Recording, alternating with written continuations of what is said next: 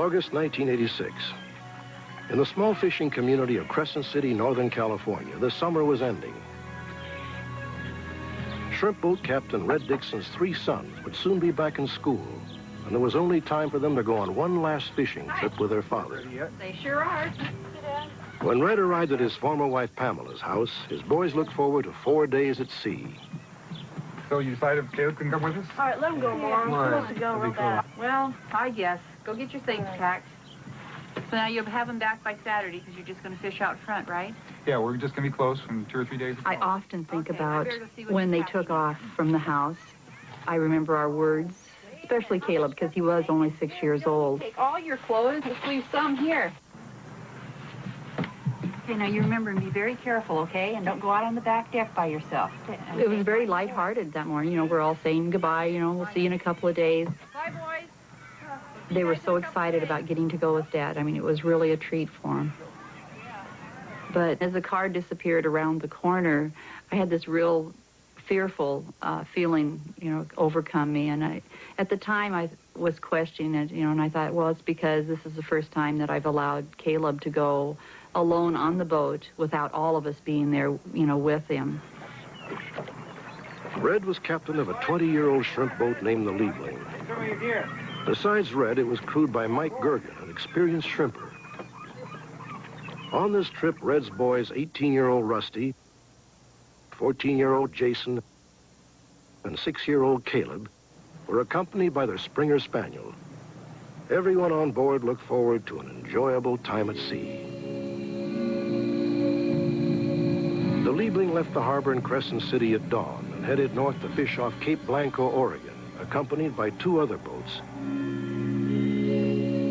The sea was unusually calm. The elements seemed to be cooperating to ensure an uneventful voyage. But the elements can be deceptive. Sometime during the night of August 27th, 1986, the Liebling disappeared. Although they had radio equipment on board, no distress signals were broadcast. She was simply there one moment and gone the next. In the 2 years since her disappearance, no evidence has surfaced to explain the Liebling's fate. The family and friends of those on board have no idea what happened to their loved ones. Somehow not knowing is the worst part of all. On the morning of August 27th, when the Liebling didn't answer radio calls, a visual search was conducted. Strangely, the vessel was nowhere to be found. By 10 a.m., the Coast Guard had been brought in. They found no evidence that the Liebling had sunk.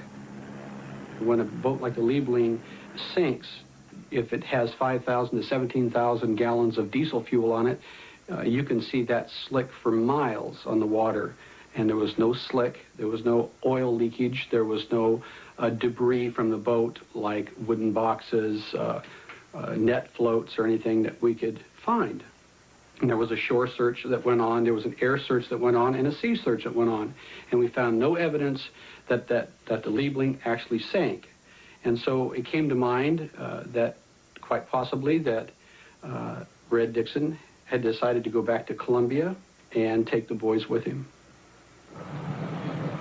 For the last year and a half, Red had been living and fishing in Colombia and had recently remarried. He was planning to start a second family there.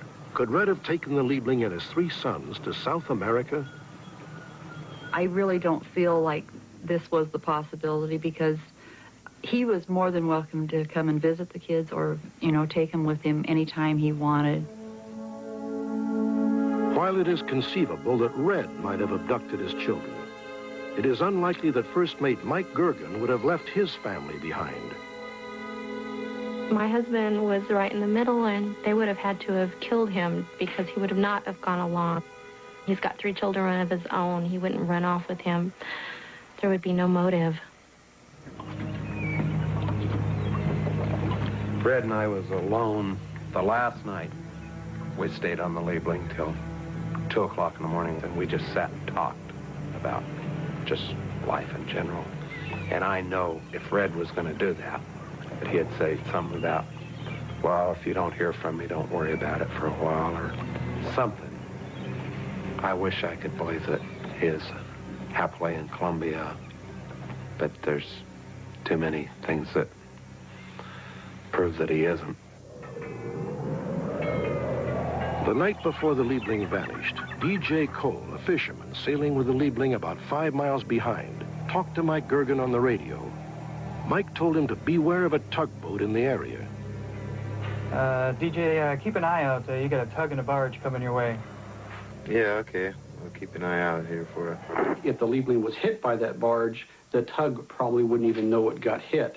It would go under in seconds. The weight ratio is so different that it would be like hitting a log, or it'd be like bowling over a matchbook. If the Liebling had collided with a barge, why was no debris found on the ocean's surface? One afternoon, a fisherman named Troy Voigt might have run into the only major clue to the Liebling's fate. One day in September of 1987, his net snagged on an obstruction 700 feet below the surface. An experienced fisherman, Voigt is certain that the object had not been there prior to the Liebling's disappearance. They went back to the spot later, and this time took a video camera along. About a month later, we were back in the same area, and we hung up again on the same obstruction. And when we got loose, we had a net hanging off our net, and this was a shrimp net. Not a shrimp net. It occurred to me at that time that the Liebling had gone down in that summer, and that very well could be what the boat was, or the object that was on the bottom. At that point, I knew it had to be a boat because of the net and the fact that it was such a solid object on an area that was generally clean. There's the shrimp net we caught. See, if I can get a close-up here, you can see how small the mesh is there. I've looked at the net since then, and it was the spare net off the Liebling. I mean, we sold him the net off the boat that I worked on. Does the Liebling lie 700 feet below the ocean's surface? The icy, turbulent waters of the North Pacific prevented a close examination of the ocean floor. It just seems like your hope stays on there a lot until you have some proof of what happened. The sea almost seems to be willfully hiding the real story about what happened to the Liebling on that August night. Until it decides to give up its secret, then the last voyage of the Liebling will remain a story with no ending.